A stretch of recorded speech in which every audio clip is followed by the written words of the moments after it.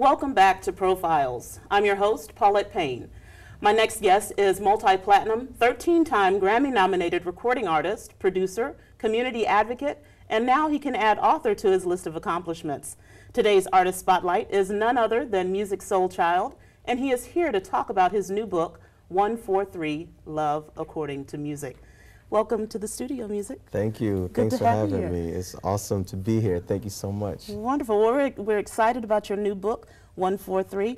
Can you tell us what those numbers represent? 143 is a numeric association for the saying "I love you." Yeah, it counts out all the letters in that saying. 1 for I, 4 for love, 3 for you. Very creative. Thank you. Only from Musiq Soulchild. Well, I cannot take full credit for that, you know. However, yeah, it's definitely something that, you know, I wish I would have come up with, but I'm grateful that it was there for me to use. Well, that's awesome. And so you tour the world singing about love and relationships. Right, yes. When and why did you decide that penning a book on the subject was the thing to do? I was actually approached by the good people that did publishing. They were like, you know, we have a publishing situation, a book publishing situation, and we're very, very interested in telling your story, whatever story you want to tell. You know, we really admire your work, we're fans of your music, and we want to provide this opportunity for you. And I think that that's probably the only way that it would have happened, simply because I don't know. I guess I don't see myself in that light that I'm the type of person that should be writing a book, you know, about love. Even though, yes, I know I've written many songs about it, and even people have come to me and expressed to me how much my music has affected them. Even I'll have conversations and meet and greets and in passing, and people would say, "Dude, you should write a book," you know. But I think that I was a little apprehensive. It's simply because I was thinking too much about the potential naysayers, you know, and thinking about, well, you know, who are you to to deem yourself an authority on love, right? You know, just because you wrote some songs, you know. So I'm definitely grateful that it was put in my path and that I didn't shy away from it, because I know that I have a lot to say. Because even though, you know, people may say whatever they may say, I know what I know is very real. It's very authentic. It's not an autobiography. It's not a self-help book. It's just one person's personal perspective on what this thing we all call love is all about. You know, and I think the pivotal motivation for it was simply because I wanted to assist other people in gaining a better perspective on it. And that makes you an authority, according to Musiq. According to Musiq, certainly. Thank you. I appreciate that. Now tell us, what is 143, Love According to Music? Can you give us a little inside scoop? It's a book. Of course. Let's establish that. It's a book about love. And as simple as it sounds, I still don't think that people really grasp what I mean by that. It's a book, it's really about love, and not what a lot of us have been conditioned to believe love is. I talk about love as if, you know, it's a rite of passage in life. You know, I talk about love as if it's a responsibility. I talk about love as if it's a gift, a blessing, and it is. And it's directed to both men and women. You know, it's not a female bashing book because I'm a dude talking about love and trying to get on girls about what they doing wrong and stuff. And it's not a teen woman book either, you know, to just side with the women like, yeah, girl, yeah, he was wrong. Like, no, it's not. That's not what's happening. It's a book that's directed to anyone who's interested in becoming a better lover, and not just in the bedroom. I'm not just talking about that. I'm talking about as a person who loves, and you're interested in evolving and advancing to higher levels of communicating and articulating your notions of love and giving and receiving love as well, you know. And I've learned so much about it just by writing it. Right. You know, love. I mean, I learned so much about love just by writing. You know, stuff that I've written in the book, and I'm like, wow, oh yeah, you know, that was for you. You know, so would you say the book is more so for you than it is for those reading, or is it a collective? Yeah, everyone I can think benefit? just as it's directed to the reader, you know, it was directed to me because I'm just a messenger. You know, I didn't come up with these things that are that I've written in the book. I didn't come up with these things. I'm just presenting them, you know. So these are not my words per se. These are not my ideas per se. These are things that I, as an observer and as a person who has experienced it, these are my findings. This is what I got. This is my takeaway, you know. And I pray that people would have, you know, synonymous takeaways, you know, that they would understand and discern that I mean nothing but, you know, goodwill to whoever's reading it and whoever's receiving this message. You know, I'm not, my intention is not to judge. My intention is not to negatively criticize. No, my intention is not to condemn or condone to anything in particular. My intention is to provide information that has assisted me in my life in dealing with this love thing, in the hopes that it would do the same for whoever this book reaches.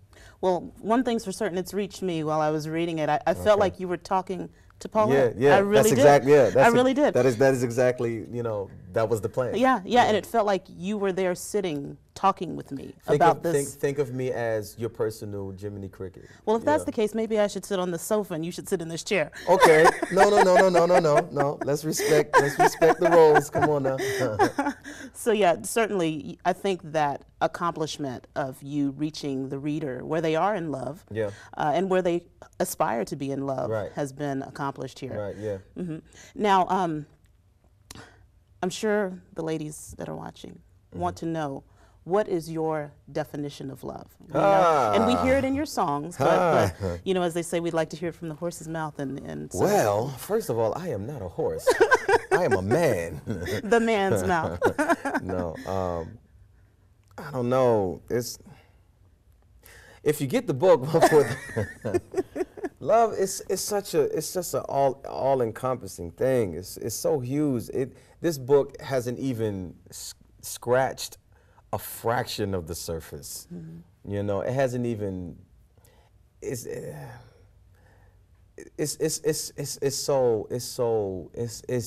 just so.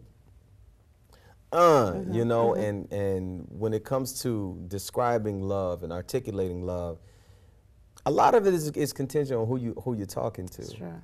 You know, because I could say, from a, for the sake of conversation, a technical standpoint, love is compassion. Love is consideration. Love is respect. Love is patience. Love is honor. Love is loyalty. Love is trust. And I can keep going on and on and on about these things. However, it's amazing how these notions and these words and these the definitions of these words and attaining these perspectives on what these things make up can be lost. Sure. On people, you know, because people adopt or inherit or conjure, you know, up their own interpretations of what love is according to them, you know. The only thing about that is, if you're not engaging with love according to the makings of what it is, then you're not really dealing with love. You're dealing with what you done made up and called it love. Right, exactly. And you want to give that to someone else, and you want them to, you want that to satisfy them, and you want them to be okay and happy with that. So much so that when they receive it and they're like, no, I don't think that this is what love is, you catch an attitude. Right. It's like, no, I don't think the response is to catch an attitude. I think the response is, okay, well, what do you think love is then? Because this is what I think love is. And really talk about that and really start to figure out what the other person's perspective is, because unless you're doing that or anything like that, you're not really in a relationship with with that person. Right. Because you're not acknowledging the fact that that person may have a different experience than you may have. Mm-hmm. You know, you have to understand that you're in a relationship with someone else. That someone else is not you. Right. And I think it's critical when you engage in these relationships that you become selfless. You know, you have to be selfless and transparent and willing to engage in the conversation. Yeah, but I don't think a lot of people are willing to do that, because you have so many people that enter into relationships for reasons other than love. You know, you have people who enter into relationships for gratification. You have people that enter into relationships for security. And don't mistake me for, you know, for saying that security is not something that you should seek in a relationship. Mm-hmm. It's definitely something, it's very important. You definitely should be secure within your relationship. However, to set out to seek simply security, right, and that be the main reason why you're entering into the relationship, then you're already dealing with a messed up hand, because you have this heightened level of expectation for something that that person may have already been willing to provide, but that is your sole focus, that you're not paying attention to all the many other things. Right. You know, the potential of where the relationship could go and whatever other things that you could gain from that relationship, or be willing to give. Right. Simply because, you know, you're only focused on that one thing. And that goes back to being selfless. Yeah. And I think you were very selfless and very transparent in penning 143 Love According to Music, and we're very excited about the lives that it will impact, yeah, and the relationships that it will transform. And Musiq, we thank you for joining us today. Oh, that's it? That's it for today. I know you have so much more, but my viewers can go out and buy Love 143, Love According to Music. Yes. Thanks again for joining us. Thank you. And we look forward to having you back. It was my pleasure. Thank you so much. Certainly. Many thanks to my guests today. I hope their stories have inspired you to step outside of your zone of comfort, try something new, and pursue your dreams.